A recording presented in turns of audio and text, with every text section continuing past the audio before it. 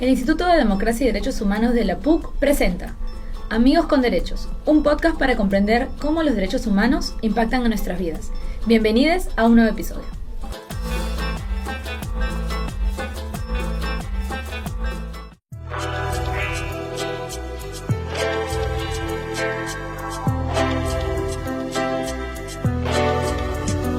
Barata sabe, y sí que sabe mucho. Tanto que hay personas que tras escucharlo declarar, prefieren escabullirse de la justicia huyendo del país, o fingiendo alguna dolencia para evitar dar declaraciones, o incluso apelando a decisiones extremas. Así se va construyendo este capítulo en nuestra historia. Nos convertimos en una república que se define entre la oportunidad de fortalecerse o hundirse. En el proceso habrán actores valientes, como los miembros del equipo especial Lavajato y los periodistas que siguen este megacaso, cuyas armas son investigar, investigar e investigar. Sus revelaciones y su temple están generando que una parte de peruanos y peruanas deje de ser indolente ante la corrupción, abriendo los ojos, indignándose y reclamando a la política peruana y a los tomadores de decisiones asumir responsabilidades. Y a nosotros mismos la capacidad de crecer como ciudadanos y ciudadanas, reconociendo que el Lavajato debe ser el caso que nos convierte en vigilantes de la democracia. Buenas noches, bienvenidos a su podcast Amigos con Derechos, un programa para entender cómo los derechos humanos impactan en nuestras vidas. Y bueno,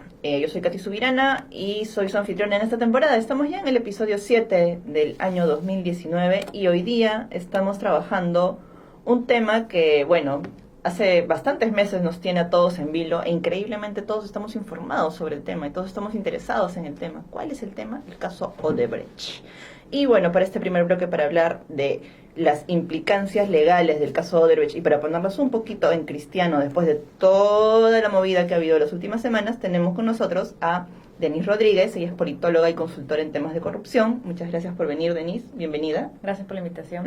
Y tenemos a Julio Arbizu, abogado y ex procurador anticorrupción. Gracias, Katy. Gracias por venir, Julio. Bueno, entonces, digamos, el caso Odebrecht es un tema en el que nos hemos interesado todos los peruanos, ¿no? De una forma u otra. Primero, porque es la primera vez que tenemos constancia de corrupción flagrante de las empresas privadas y a tal escala.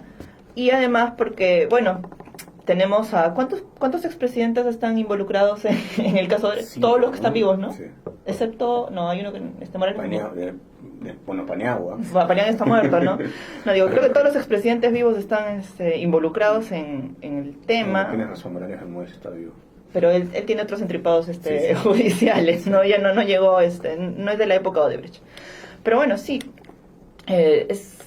bueno, antes de empezar el programa hablábamos que al exterior nos ven, pues no, qué bien que se estén estableciendo responsabilidades, qué bien que se esté haciendo que los políticos asuman lo que las cosas que han pasado en sus respectivos gobiernos, pero por dentro qué mal, ¿no? Qué mal estamos quedando, qué mal nuestra clase política, bueno, en fin.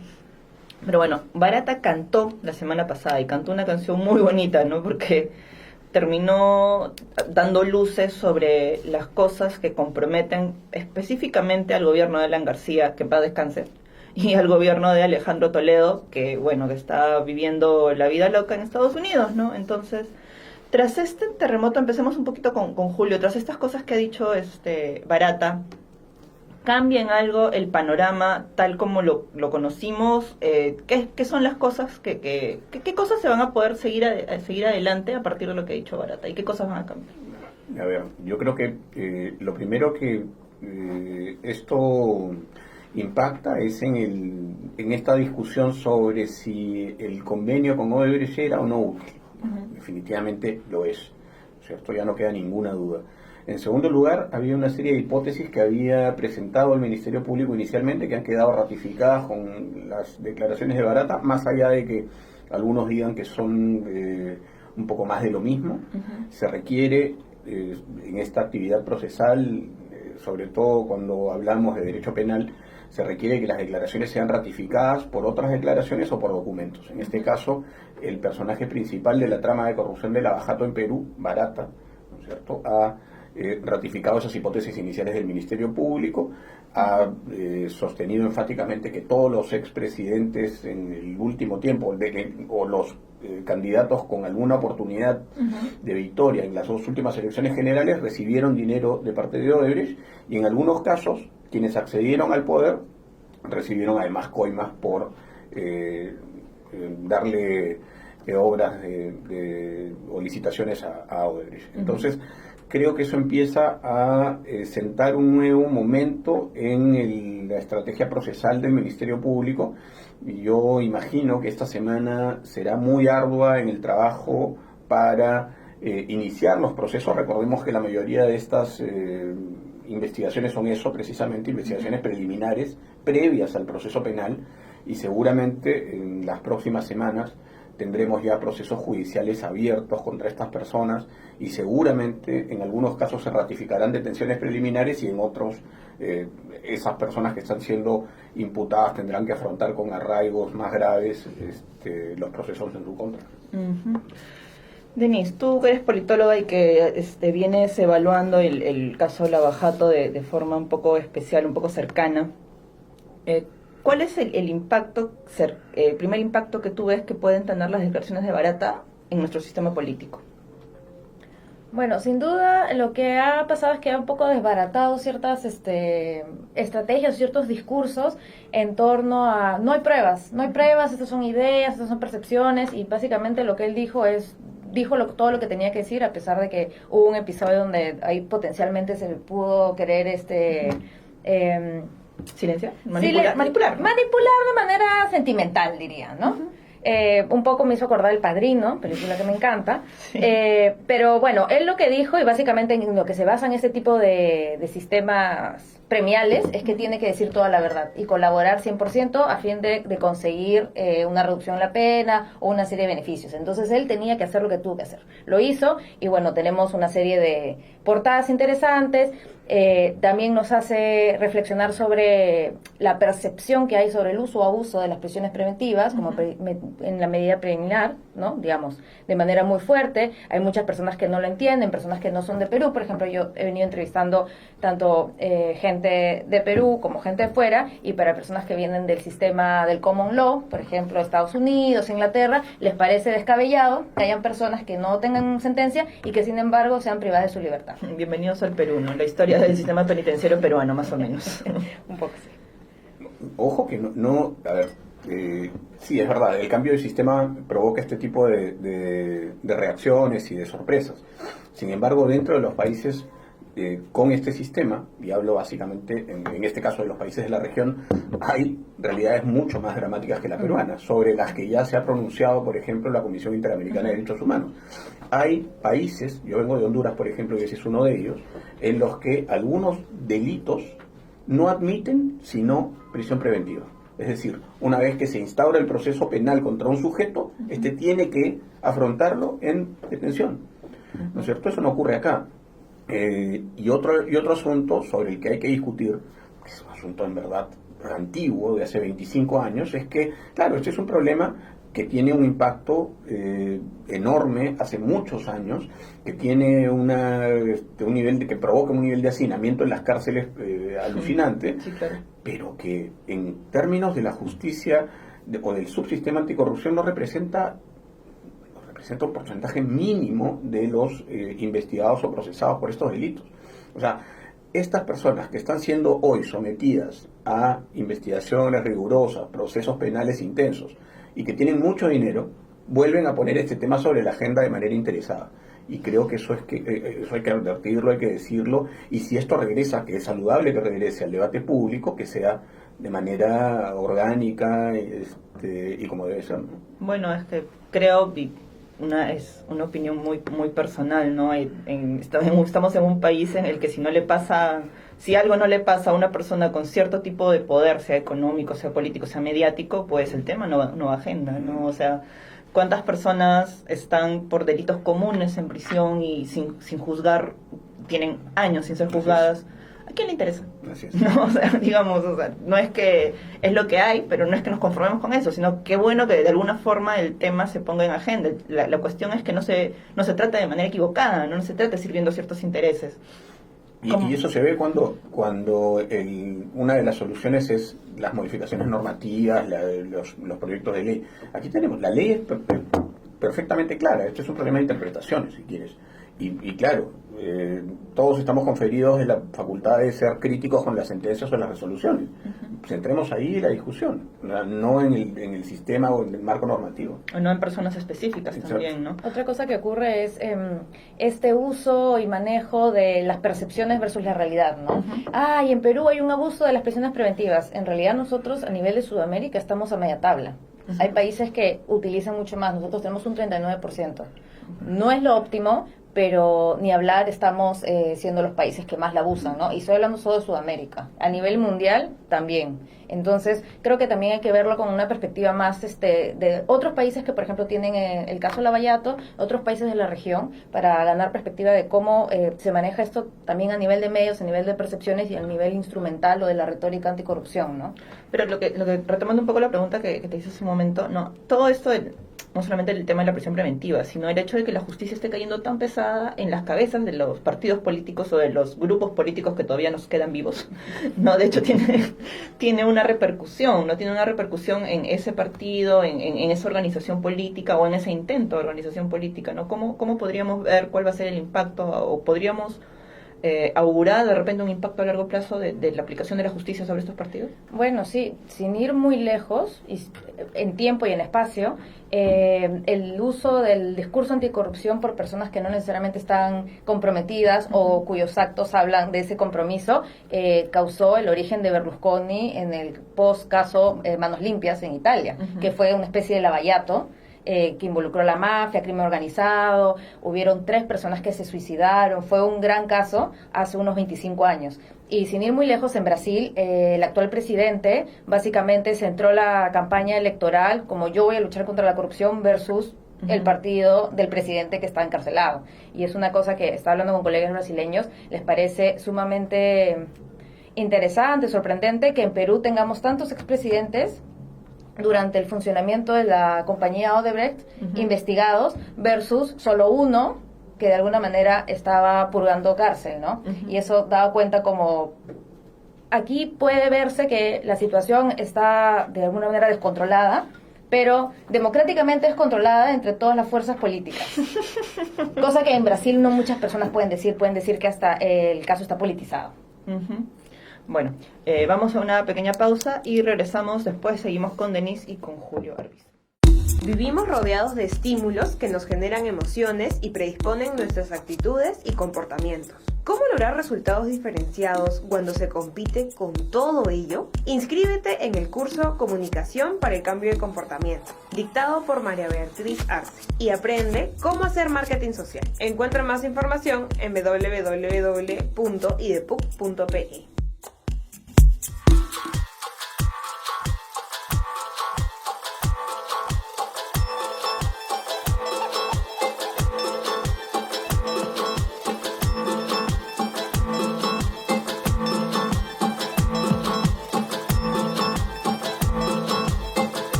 Estamos de vuelta en Amigos con Derechos, seguimos con Denise Rodríguez y Julio Arbizu. Y bueno, una de las personas que estoy implicada en las declaraciones de verdad, más que implicada, que nos ha aclarado, nos ha reafirmado cosas que ya sospechábamos, ¿no? Es Alan García. El tema es que Alan García ya no está en este mundo, tomó la decisión de suicidarse, pero eso no lo hace menos responsable, ¿no? Sin embargo, dentro del APRA se están tratando de hacer control de daños, ¿no? Y en ese control de daños quien está saliendo perjudicado es, pues, quien sería el testaferro de García o quien siempre carga las culpas de García, porque no es la primera vez que le pasa, que es el señor Nava, ¿no? Entonces, ¿cómo cambia o qué cambia con la muerte de Alan García en el proceso que particularmente involucra a él e involucra a los apristas? Bueno, lo primero que cambia es que ya no puede haber responsabilidad, no puede recaer responsabilidad penal sobre García, en primer lugar, ¿no? Pero hay información importante para el tan mentado juicio de la historia. Sin duda. Pero exacto, y eso es un asunto que tendrán que evaluar en su momento, o que vienen evaluando seguramente sus amigos partidarios, correligionarios, piquichones. Pero el asunto es que hay dos cosas aquí. Primero, toda la trama en la que estuvo involucrado García involucra también otras personas, ¿no? Eso en primer lugar. Y en segundo, hay una serie de bienes que seguramente amasó García de manera ilícita, con la certeza de su procedencia ilícita, que pueden ser perfectamente materia de procesos distintos del proceso penal que afrontó García hasta el momento en que se disparó en la cabeza. Quiero decir que varias de las cuentas que podrían estar a nombre de García o de sus testaferros, las propiedades con las que pudo adquirir García con el dinero que pudo haberle llegado, pueden ser materia de un proceso intenso de investigación que además seguramente también tendrá efectos sobre esa presunta responsabilidad que ya no podrá ser atribuida, pero que quedará absoluta certeza de que García la tuvo, ¿no? Entonces, eso por un lado. Y por otro, creo que es importante atender a un asunto que digamos, hay que ver de manera holística el proceso. Es decir, podemos analizar el caso concreto, pero si vemos todos los casos de coimas pagadas a estos sujetos, vemos que hay una serie de patrones que se repiten. Sujetos que usan intermediarios para recibir coimas o pagos para campañas políticas, siempre, excepto uno, Humala, ¿no? Que es, claro, el tipo probablemente menos poderoso de todos los últimos presidentes que hemos tenido en el país y además el más ganso de todos, ¿no? Pero digamos, al margen de eso, en todos los demás se repiten una serie de patrones. Y está clarísimo que Maiman era el testaferro de Toledo, y ahora está clarísimo que Atala y Nava eran los Maiman efectivamente de García. Y que aparentemente en el caso de Villarán estaba José Miguel Castro. Estoy hablando de lo que dijo Barata, ¿no es cierto? Nada más que eso. Que en el caso de la señora Fujimori era Yoshiyama, que en el caso de Kuczynski era Susana de la Puente. Hay un patrón definidísimo, ¿no? Que va a seguramente simplificar la vida del Ministerio Público en sus indagaciones, y que va a simplificar también la percepción de la gente respecto de alguien que ya no está afrontando el proceso penal en calidad de investigado ni procesado, que es García. O sea, claramente la gente entenderá y entiende ya, ¿no?, que Nava y Atala eran los testaferros de alguien que cometió un delito. Antes de darle el micro a Denise, con respecto a lo que dices de Humala, creo que Humala, de todos los procesados, de todos los inculpados, de la mayor esfera, de la más alta esfera, es el único que no tenía un sustento de poder, o sea, no tenía un partido que lo sustente, no tenía poder económico que lo sustente, porque vamos, no tiene las cuentas de PPK, ¿no? Y tampoco tiene a la para atrás, tampoco tiene una base como la que tenía Keiko Fujimori, entonces es el más débil en todo caso. Y quizá por eso se dejó seducir por el poder del dinero, ¿no? Y fue duramente espectorado después cuando se dio cuenta, o cuando ellos se dieron cuenta que ya era momento de hacerlo de lado. Exactamente. Denise. Bueno, tanto que decir. A mí me resulta muy curioso, yo era muy niña, claro, pero revisando a nivel histórico, las portadas de La República, justo hablando con Ángel Páez algunas semanas atrás, sobre lo que pasa con Nava, ¿no? O sea, Nava ya no es la primera vez que se le implica en esto, ya es la segunda vez, ya hizo portadas, nunca dijo nada, ni en ese entonces ni ahora. Muchas personas dicen, ahora sí puede ser que cante, yo lo dudo bastante. Hay ciertas personalidades o ciertas... que tiene lealtad, ¿no? Casos en los que la verdad es que a veces uno ya hasta la tumba, ¿no? Y a mí eso de alguna manera sí creo que se reconfigura un poco el caso, pero creo que van a haber ciertas constantes, ¿no? O sea, no creo ahorita, por ejemplo, se ha querido apelar un poco a él, a sus hijos, él tiene nietos, qué sé yo, pero aún así, la verdad es que ahorita vemos en la portada y está de nuevo ¿en dónde? En el hospital. Y ese es otro tema, ¿no? La edad de algunos implicados. Entonces, la edad de los implicados de alguna manera nos da cuenta de lo precario y vulnerable que es su situación, cómo eso puede influir a nivel de la opinión pública sobre el tratamiento que se tiene que hacer con algunos de estos implicados, cómo hay un uso real o un abuso de las estancias hospitalarias en base a su salud. He visto también en la tuitósfera, que bueno, es una jungla, la comparación de Pedro Pablo Kuczynski con Alberto Fujimori por la edad, y bueno, hay una serie de factores que son diferentes en ambos casos, partiendo de que una persona está sentenciada y el otro recién está siendo investigado, en la edad en la que entraron, y creo que sí va a ser bien delicado el tema de salud de estos personajes claves de edad mayor. Porque si tuviéramos, en el caso, otra desgracia de alguno de los implicados, creo que la opinión pública podría voltearse, podría torcerse y podría entorpecer el caso. Y es algo muy importante en el equipo especial Lavallato, la legitimidad y el apoyo que tienen en la gente. Yo dudo que un equipo que haya conseguido la legitimidad que tiene el equipo especial liderado por Rafael Vela haya tenido gente el 31 de diciembre parada para que no entren a deslacrar, para que los remuevan y los vuelvan a reponer. Eso no hubiera pasado en otro momento, salvo en momentos clave en nuestra historia donde ya hubo un hartazgo y una legitimidad tremenda, ¿no? Ahora, el equipo liderado por Rafael Vela también, otra cosa que podría afectar su trabajo es el tema de la falta de recursos, ¿no? Que ha ido diciendo que no tienen los recursos suficientes. ¿Cómo se trabaja esto? ¿Cómo puede? Se supone que ellos trabajan, hay una partida asignada a ellos dentro del presupuesto anual, pero me imagino que en casos especiales como el suyo puede hacerse excepciones para ampliar la partida, o cómo se trabaja. Tú que has visto esas cosas desde dentro, Julio, ¿cómo funciona? Bueno, el problema del equipo especial es el problema del Ministerio Público, en realidad. Un Ministerio Público el problema del Perú. Pobrísimo, sí, incluso a nivel de la región. Es uno de las fiscalías con menos capacidad operativa, en términos, por ejemplo, de la existencia de peritos especializados. Y evidentemente en este tipo de delitos la persecución penal requiere de especialización en peritajes contables, financieros. En temas de gran corrupción lo que se busca es seguir la ruta del dinero, básicamente, y tú no puedes seguir la ruta del dinero si no tienes una especialización importante. De tal manera que aquí eso aumenta todavía el mérito del equipo especial en términos de lo que se está consiguiendo y en términos del afianzamiento también de las políticas de asistencia mutua internacional, que demoran, que son complejas, que también tienen un impacto en esta dilación que parece exasperar a la gente, a la opinión pública, pero que están explicadas en eso.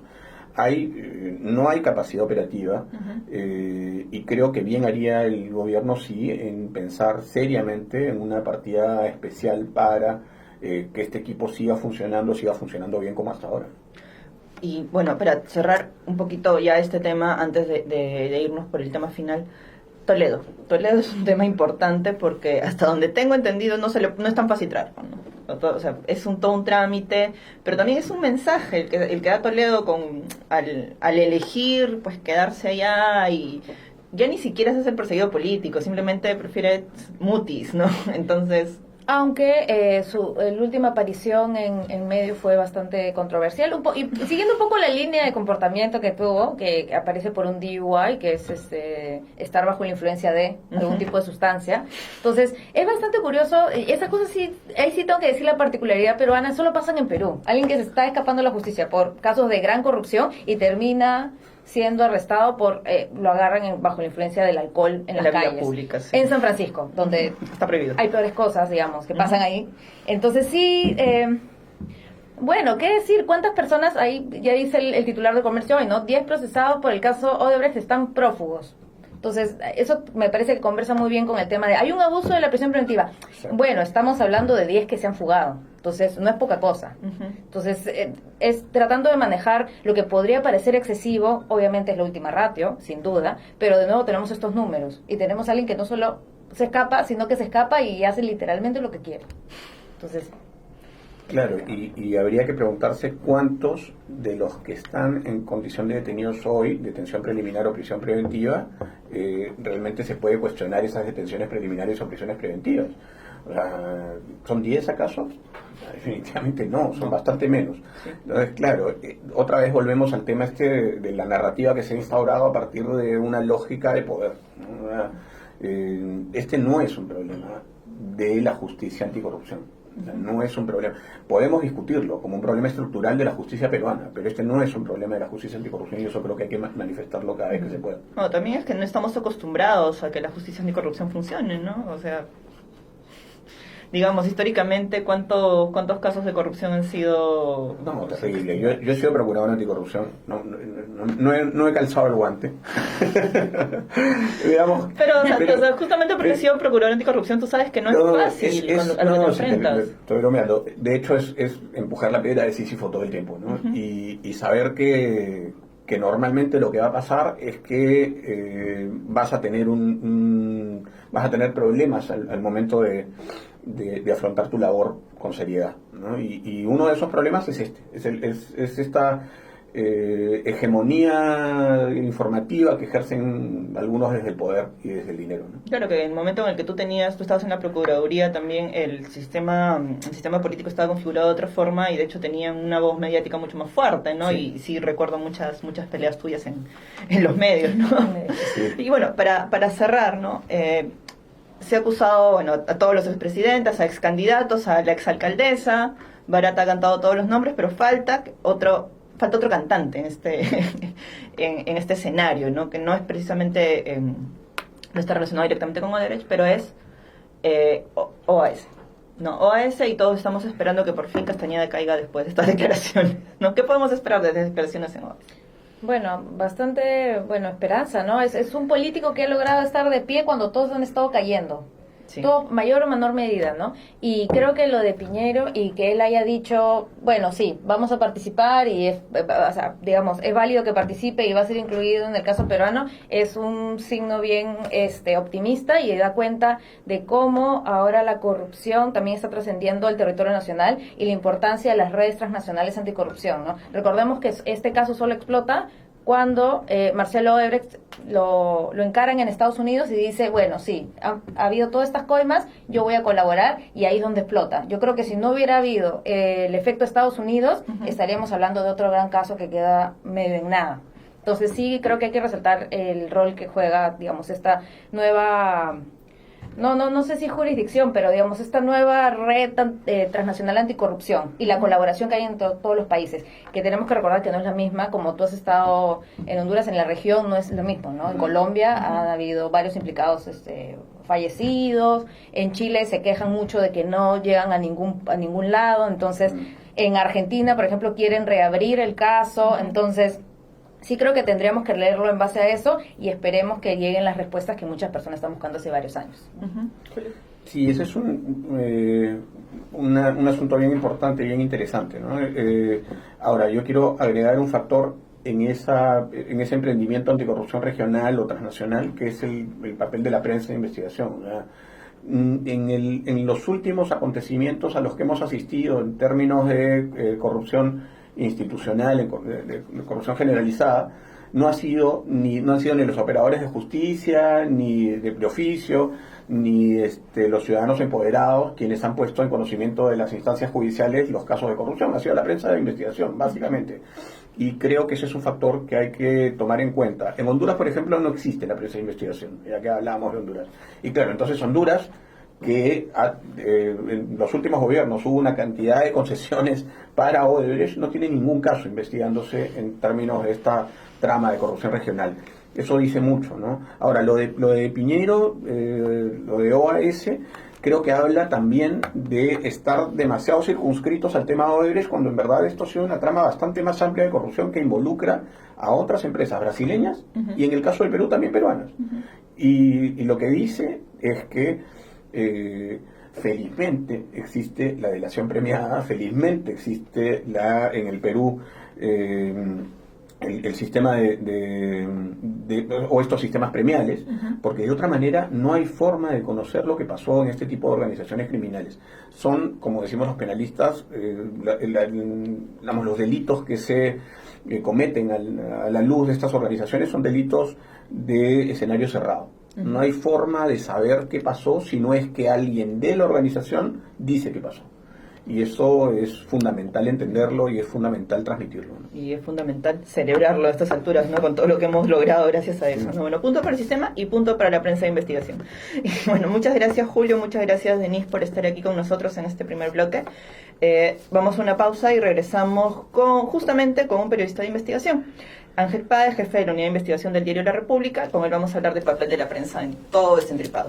Ya volvemos. Vivimos rodeados de estímulos que nos generan emociones y predisponen nuestras actitudes y comportamientos. ¿Cómo lograr resultados diferenciados cuando se compite con todo ello? Inscríbete en el curso Comunicación para el Cambio de Comportamiento, dictado por María Beatriz Arce, y aprende cómo hacer marketing social. Encuentra más información en www.idepuc.pe.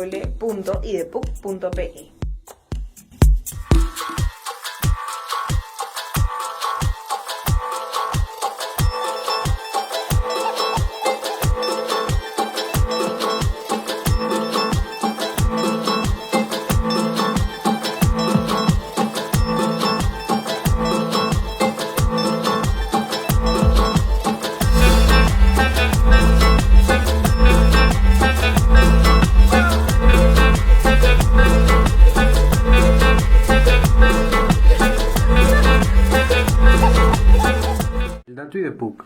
El 25 de marzo, los fiscales Rafael Vela y José Domingo Pérez, integrantes del equipo especial Lavajato, retornaron al Perú tras interrogar a Jorge Barata, exfuncionario de Odebrecht en el país, sobre los diversos actos de corrupción en los que habría incurrido la empresa brasileña. Además de ello, en la noche del 26 de abril, finalmente se pudo interrogar a Leo Piñeiro, exdirectivo de OAS, sobre el presunto pago de $1 millón a la exalcaldesa Susana Villarán durante la campaña del no a la revocatoria. Esta actividad fue realizada por los fiscales Germán Juárez Atoche y Carlos Puma. Esto fue el Dato IDEPUC.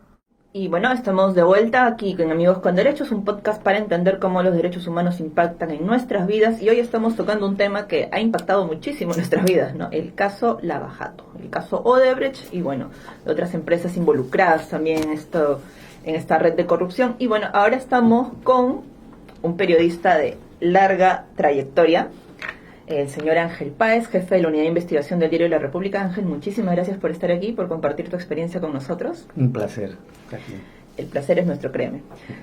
Porque tu experiencia es valiosísima, ¿no? Siempre es valiosísima. Y en el marco de este caso, en el marco del caso Lavajato, en el marco del caso Odebrecht, sácame por favor de la duda si me equivoco, pero es la primera vez que nos enfrentamos los periodistas a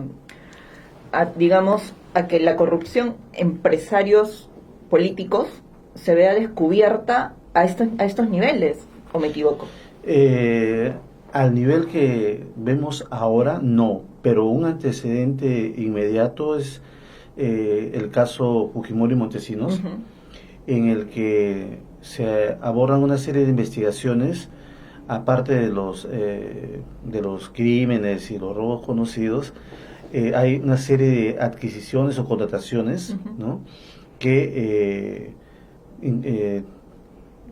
terminaron en la detención de varios empresarios, aunque también hubo casos en que no se llegó a consumar algunas prisiones, por ejemplo Dionisio Romero, ¿no?, uh-huh, que por su edad, ¿no?, se le pasó por alto la detención, y otros más, Genaro Delgado Parker también, ¿no?, uh-huh, algo que no está ocurriendo ahora porque sin lugar a dudas, debido a esa experiencia, se han modificado las normas. La prisión preventiva, por ejemplo, es de hace 10 años, ¿no? Uh-huh. Luego, no se han visto de esta manera tan masiva la implicación de tantas personas en caso de corrupción. Pero lo que llama más, me parece, la atención es que solamente estamos hablando del caso Odebrecht y de un testigo, solamente ha hablado Barata. Uh-huh. Hay en la lista alrededor de 12 altos funcionarios que son los jefes de Barata, por lo tanto deberían saber un poco más, ¿no? Pero aparte de lo que estoy mencionando, faltan los casos OAS. Uh-huh. Leao Piñeiro va a hablar también, y hay otro grupo empresario con ellos.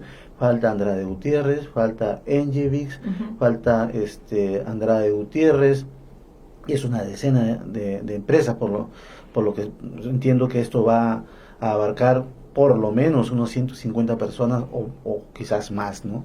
Claro, el tema es que las declaraciones de Barata nos han jalado el ojo y el oído, ¿no?, por las personas que están implicadas en este caso, justamente en las cosas que él menciona, ¿no? Por ejemplo, y antes de entrar al bloque fuera de micros, conversábamos de un caso interesante, ¿no?, y un caso del que tú nos puedes dar más luces, ¿no? El caso de Nava. Uh-huh. Nava es el testaferro de Alan García, no es de ahora, sino desde mucho antes, digamos que tiene una carrera como testaferro, ¿no? Claro.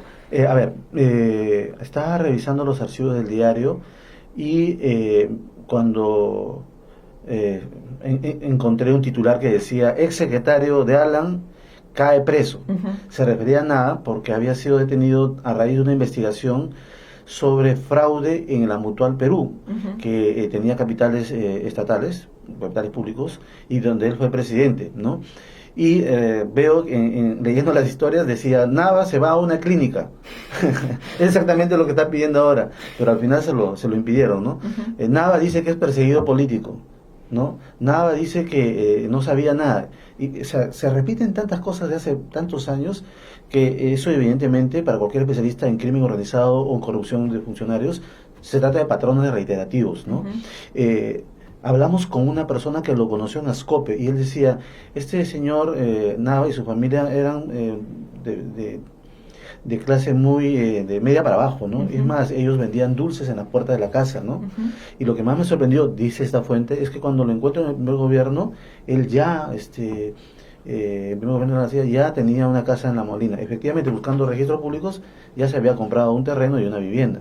O sea, es un cambio, un salto dramático. Debe tener una fórmula de éxito que debería patentarlo y venderlo a todos los peruanos para que en un periodo tan corto comiencen a tener ingresos de esas características, ¿no? Y durante esos 5 primeros años del gobierno de Alan García, de este primer gobierno, Navas, entonces, es una persona que tiene antecedentes, si bien no fue condenado al final. En las declaraciones que se recogieron hay un inculpado que dice que era del mando medio y decía: yo no soy el que decide a quiénes se les prestaba el dinero, porque se acusaba a Nava de repartir los fondos a los préstamos amigos del partido, ¿no? Y se dice que parte de ese dinero había un porcentaje para Alan García. Y esta persona, que es, por decirte, de la unidad de créditos, decía: yo no doy yo no apruebo las líneas de crédito, yo no asigno los préstamos a nadie, y sin embargo yo estoy preso, pero el señor presidente Nava, del directorio, que es el que decide todo, está libre. Con eso te explico más o menos cómo es la situación ahora, ¿no? Entonces, lo que estoy viendo en este momento con el caso de Nava es una repetición de los mismos actos de hace varios años, del primer gobierno de Alan García. Pero el contexto es distinto, ¿no? Efectivamente. Entonces, o sea, digamos que tenemos un contexto distinto en por varios factores, ¿no? Primero, el poder que ahorita tienen los medios de comunicación, gracias al respaldo del pueblo que avala tanto las denuncias que los medios presentan, como la labor de la Comisión Especial Abajato. El respaldo del público es mucho más evidente, no solamente en las calles, como fue en Año Nuevo, por ejemplo, sino también en las redes, que si bien a veces son una jungla, como decía nuestra anterior invitada, y a veces de verdad son un callejón donde no se escuchan las voces, en este tema, digamos que ha habido como que un soporte bastante fuerte a la labor periodística y a la labor de los procuradores, ¿no? A la labor de la fiscalía. Digamos que yo pensaba algo, ¿no? Si decían que Víctor Raúl no sobrevivió a la televisión, porque sus discursos no iban con el formato televisivo. Yo pensaba antes, y no pensé que iba a ser tan literal, que Alan García no iba a sobrevivir a las redes sociales. Entonces, creo que, no sé si decir que Alan García no va a sobrevivir a las redes sociales, bueno, ya es un poco desfasado, ¿no? Pero de repente se me ocurre que las estrategias del Partido Aprista no van a sobrevivir a la forma en la que se maneja ahora la prensa y la opinión pública. ¿Tú qué dices? Es un poco cruel la comparación, pero es cierta. Sin embargo, también hay que tener en cuenta que Alan García usó mucho las redes sociales para defenderse y diseminar mentiras y falsedades, ¿no? Sí, pero no le funcionaba muy bien. No, porque si uno lee la reacción de la gente, sí, ¿no?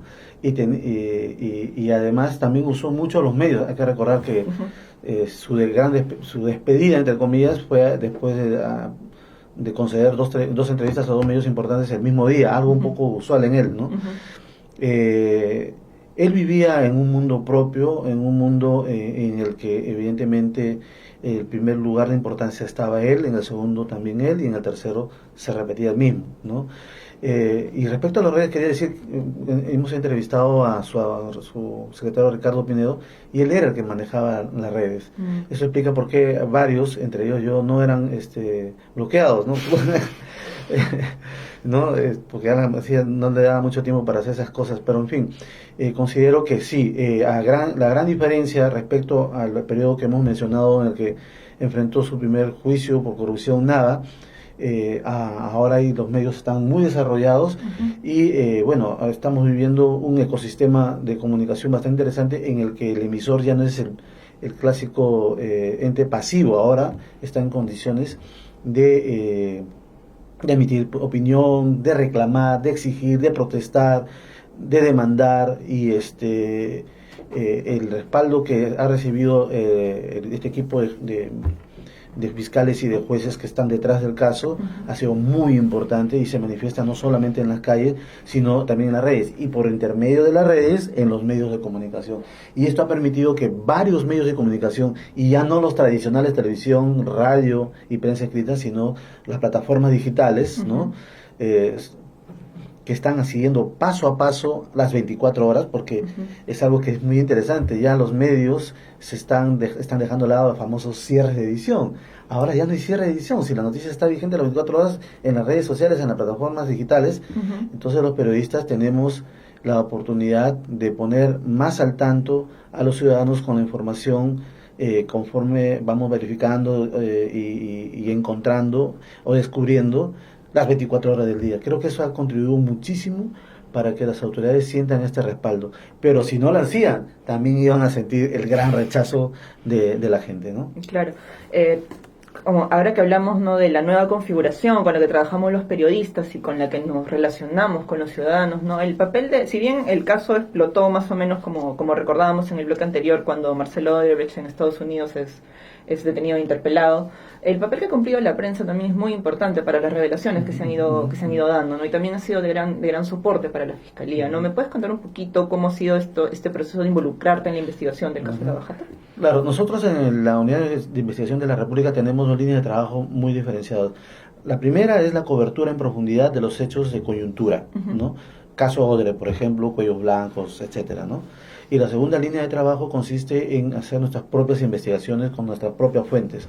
Es decir, no necesariamente recurrimos a fiscales, jueces, a grabaciones clandestinas, sino que tratamos de, por nuestras propias fuentes, descubrir con nuestro propio esfuerzo esta información que está oculta. Esto es muy importante, y tanto como dar cobertura a temas como lo de Odebrecht, que básicamente proviene del proceso fiscal que se está desarrollando, bueno, fiscal y judicial, ¿no?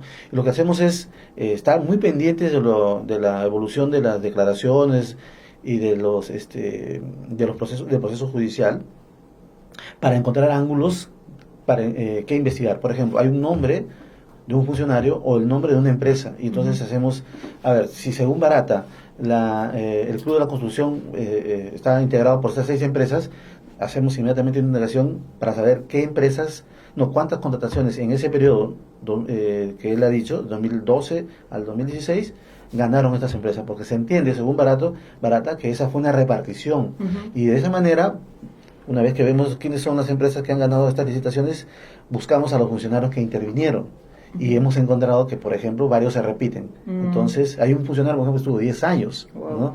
Entonces, lo que estoy diciendo es que nosotros aprovechamos esta información para profundizar y explicar y darle contexto a la gente, porque es muy complicado, no es muy fácil para un ciudadano común entender qué es lo que está diciendo Barata, qué significa Club de la Construcción, qué significa esto y aquello, ¿no? Claro, hay tanta información que es un poco, hay que ordenarlo. O sea, sobre la información de coyuntura nosotros investigamos también. Pero vamos un ratito a una pausa y regresamos para que nos sigas contando un poquito este proceso. Vivimos rodeados de estímulos que nos generan emociones y predisponen nuestras actitudes y comportamientos. ¿Cómo lograr resultados diferenciados cuando se compite con todo ello? Inscríbete en el curso Comunicación para el Cambio de Comportamiento, dictado por María Beatriz Arce, y aprende cómo hacer marketing social. Encuentra más información en www.idepuc.pe.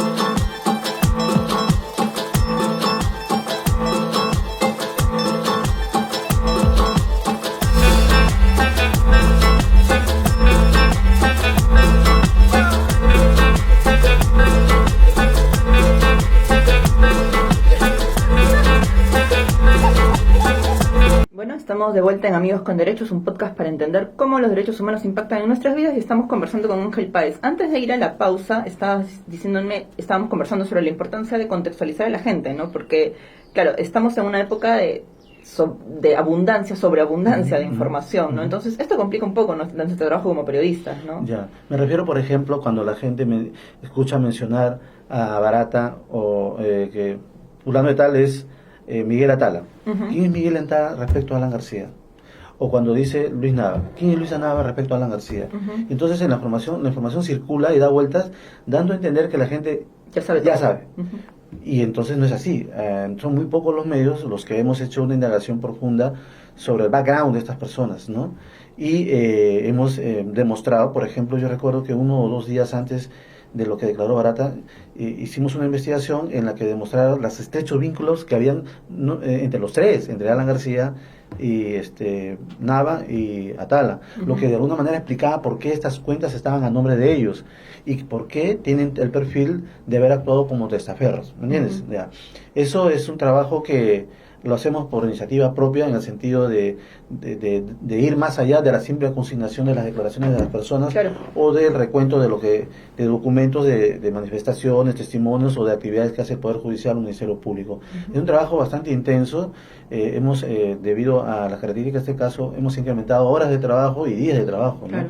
Ha habido semanas enteras, bueno, 3, 4 semanas, hasta un mes seguido sin poder descansar. Hemos tenido que hacer turnos especiales, etcétera, porque la demanda es muchísima, ¿no? Y tanto es así que hemos tenido que especializarnos en algunos casos para poder desarrollar de alguna manera una cobertura ordenada, ¿no? Con una línea de tiempo muy específica, ¿no?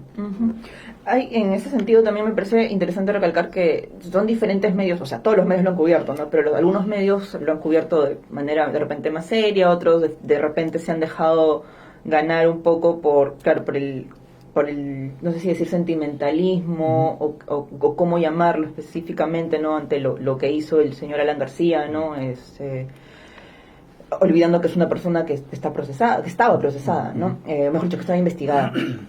No, pero sí, en general, en líneas generales, se han ido como complementando las investigaciones que han hecho algunos medios, ¿no? Incluso algunos han trabajado, sobre todo los medios digitales, han trabajado en conjunto, ¿no? Por ejemplo, está Milagros Salazar de Convoca, la gente de Ojo Público también, ellos han trabajado con ustedes también, si no me equivoco, ¿no? Han hecho un trabajo conjunto, lo que significa que el trabajo que ustedes han estado haciendo va más allá de simplemente, o mejor dicho, va más allá de una casa editorial, ¿no? O sea, la apuesta es más grande. Sí. Por ejemplo, cuando ocurrió el caso de los cuellos blancos del puerto, IDL Reporteros comenzó publicando unos audios muy reveladores, y nosotros por nuestra propia cuenta, por nuestras propias fuentes, conseguimos otra cantidad de audios diferentes a lo que tenía IDL Reportero.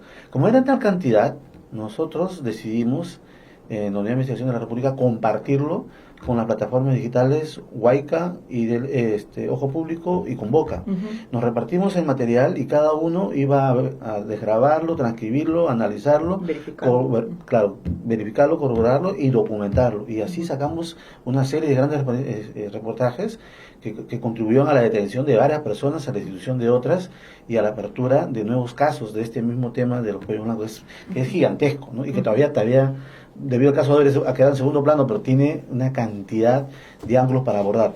Entonces, este tipo de trabajo colaborativo fue hecho por primera vez en nuestro país. Es una experiencia que yo he visto en otros países y que traté de imitar ahora, y estamos pensando en hacer otro para poder abordar de una manera más amplia el tema de la corrupción a partir del caso Odebrecht, pero ya no solamente con esta compañía, sino la verdadera dimensión de lo que alcanzó estos actos de corrupción, por lo menos en los últimos 20 años. Entonces vamos a necesitar muchas manos, vamos a necesitar mucho tiempo y esfuerzo, pero sobre todo vamos a necesitar algo mucho más importante, que es lo que se está poniendo a prueba en estos últimos años: la voluntad de investigar.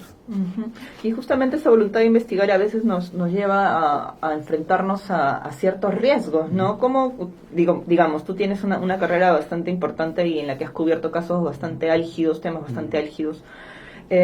¿Nos puedes contar un poquito a qué nos enfrentamos los periodistas cuando nos comprometemos en las investigaciones, sobre todo cuando se trata de casos de corrupción? Últimamente lo que más hemos visto es una modalidad que practicó mucho el abogado Rodolfo Orellana y su organización criminal, ¿no? Que era demandar, querellar por difamación y calumnia a los periodistas, cualquier cosa que publicaran, ¿no? Así él era entrevistado y se recogía su versión o sus abogados, él querellaba a todo el mundo, te ponían montañas de demandas, ¿no? Llegó un momento en que fueron más de 15, 20 periodistas de distintos medios de comunicación que él se dio cuenta que se había excedido y tuvo que retirar las demandas, pero esa modalidad la han imitado muchos, ¿no? Por ejemplo, a nosotros que nos mandaba carta a cada rato era Jaime Yoshiyama, ¿no? O también su sobrino Jorge Yoshiyama, ¿no? Jaime Yoshiyama Tanaka, Jorge Yoshiyama Sasaki. Y estos señores mentían una y otra vez, ¿no? Y ya nos habían amenazado con una serie de demandas, pero no llegaron a tanto, ¿no? Pero pero lo que nos llamó la atención después fue que todo lo que habíamos publicado durante el proceso que se está llevando a cabo sobre el caso de los cócteles se ha ido confirmando. Tanto es así que en el caso de Jorge Yoshiyama Sasaki ha admitido lo que nosotros hemos dicho, ¿no? Claro. Pero esto se está repitiendo con mucha frecuencia. Tenemos el caso, por ejemplo, de una persona que es investigada por lavado de dinero y que ha venido al diario, le hemos entrevistado todo, igual nos han demandado. ¿Cuál es la finalidad de esta demanda, que también es el mismo patrón del caso del arzobispo Eguren contra los periodistas Pedro Salinas y Pablo Gas, o lo mismo que está haciendo señor conocido como Eteco? No digo ni siquiera presunto narcotráfico porque me puede caer una demanda. Es el mismo patrón. No es que se sientan ofendidos ni que quieren el dinero, no. El objetivo común es silenciar al periodista, acallarlos, amedrentarlos. Si tú investigas sodalicio, mira lo que te va a pasar. Lo más llamativo es que la jueza no se da cuenta o no quiso darse cuenta. Yo estuve en Piura hace poco precisamente sobre el tema. Todo el mundo le tiene miedo a sodalicio. Nadie quiere hablar de sodalicio. Ni siquiera referirse al caso de los colegas, salvo uno por aquí y otro por allá. Porque lo que buscan es que, más en este caso específico de arzobispo de Eguren, él ha sido uno de los fundadores de Sodalicio, y Sodalicio está siendo investigado como organización criminal. ¿De qué estamos hablando? Están diciendo a los periodistas, no investigues este tipo de agrupaciones porque podría caerte una demanda de este tipo. Sí, ese es el mensaje: silenciarte, acallarte y que no investigues. Sobre todo eso causa mucho más impacto en el interior del país. Yo dicto por lo menos 50, 60 talleres al año en todas partes del país, y ese es lo que yo he sentido, lo que he visto. Hay mucho temor de las represalias por denuncias, por demandas, por querellas, por supuestas difamaciones y calumnias. Así los tienen asustados a periodistas en el interior del país, sobre todo de autoridades de gobiernos regionales o de autoridades de alcaldes provinciales y distritales. Y generalmente estos periodistas deciden no hacer nada, no molestar con sus investigaciones para no tener ese tipo de problemas, porque allá en el interior del país la situación del Poder Judicial, del sistema judicial es muy endeble, ¿no? Claro, y la situación de los periodistas en el interior del país de todas maneras es mucho más vulnerable. No es más vulnerable que la situación de los periodistas acá en Lima, ¿no? Aquí en Lima, digamos que hay un respaldo, puede haber, mejor dicho, un respaldo de una comunidad de periodistas más grande, porque acá somos mucho más periodistas que en el interior, incluso del público, ¿no? De que lo que hablábamos, ¿no? El respaldo a Paola Ugaz y a Pedro Salinas en redes fue felizmente impresionante, ¿no? Pero el poder político también lo puede hacer, lo ha hecho muchas veces. Hay que ver que al fujimorismo y al lapismo le molestaba mucho lo que informábamos sobre las declaraciones de Odebrecht, y habían reacciones tremendas que se tradujeron en acciones políticas concretas, ¿no? La congresista fujimorista Aramayo presentó un proyecto de ley, ¿no? Para que se buscaba que sean suspendidos los directores, propietarios o editores de que en caso estuvieran investigados por algún hecho delictuoso, ¿no? O sea, esa era una intervención directa de los medios de comunicación. O lo que hizo Mauricio Mulder, ¿no? Pretendiendo silenciar los medios, cortando la policía estatal, poco después que los medios hablaron de que AG era Alan García, o sea, y así tenemos varios proyectos, ¿no? De fujimorismo y del laprismo, de estas dos organizaciones que están siendo investigadas por además crimen organizado, y es claramente que utilizan el Congreso con esa finalidad para buscar aplicar represalias a los medios de comunicación, simplemente porque estamos investigando sobre casos que les molestan, les fastidian, y porque además implican a sus principales líderes, ¿no? Entonces, el poder político también ha hecho uso del poder judicial y el Ministerio Público. Está el famoso caso del señor que hasta ahora está siendo blindado, Chávarri, ¿no? Entonces, ellos tenían el control, y hay que recordar que los cuellos blancos se descubre justo antes que Inostroza emitiera su fallo sobre la casación que presentó Keiko Fujimori para el tema del caso de los cócteles. Entonces, si no hubiera pasado eso y los medios no publicamos eso, probablemente señora estaría liderando la lucha contra todo este sistema anticorrupción, ¿no? ¿Y qué mecanismos tenemos los periodistas para protegernos en estos casos? Investigar, publicar, investigar, publicar, investigar y publicar. Esa es la mejor fórmula. Estoy haciendo una tesis precisamente para mi maestría de ese caso y estoy viendo ejemplos de otros países y esa ha sido la mejor respuesta que ha habido. Empezando por un caso clásico, Watergate. El caso Watergate, que era una investigación del Washington Post del periodista Woodward Bernstein contra una organización criminal que manejaba el mismo presidente Nixon. El presidente Nixon usó todo el aparato, el FBI, el Poder Judicial, la Fiscalía, con tal de silenciar a los periodistas. Y los periodistas siguieron publicando. A pesar de todas las investigaciones, Nixon fue reelegido con la más alta votación en la historia de los Estados Unidos, la segunda. Siguieron publicando, hasta que finalmente Nixon tuvo que renunciar porque iba a la cárcel, ¿no? Y así hay otros casos más. Bueno, Ángel, para cerrar un poquito este tema, ¿no? Tú me dices que se vienen otras investigaciones colaborativas y bueno, tenemos pendientes, como mencionabas al inicio, aparte del caso Odebrecht, otras empresas involucradas, ¿no? Por ejemplo, ahorita se viene el interrogatorio Piñeiro para ver el tema OAS. ¿Qué podemos esperar de las respuestas de Piñeiro? ¿Caerá Castañeda?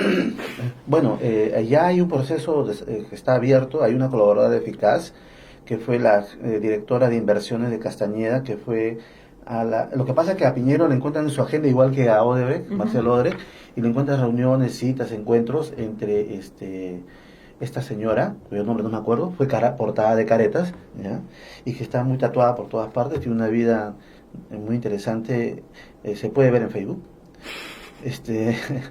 Y ella en esta investigación hizo de nexo fue el nexo de Castañeda para negociar la ruptura del acuerdo que OAS tenía con Susana Villarán, ¿ya? Y como resultado de eso se hace este viaducto de la avenida 28 de Julio, ¿ya? Entonces allí hay una serie de información que Piñeiro debería corroborarlo, que implicaría